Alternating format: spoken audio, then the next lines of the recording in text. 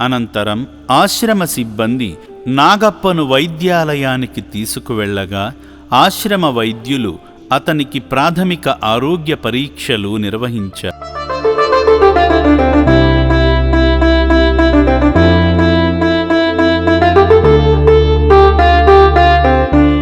వైద్య పరీక్షల అనంతరం నాగప్పకు పునర్జన్మనిచ్చే కార్యక్రమంలో భాగంగా గుబురుగా పెరిగిన జుట్టు గడ్డాలను తొలగించి ఒంటికి పట్టిన మురికి పోయేంతవరకు శుభ్రంగా సబ్బుతో రుద్ది స్నానం చేయించి మామూలు మనిషిలా మారాడు.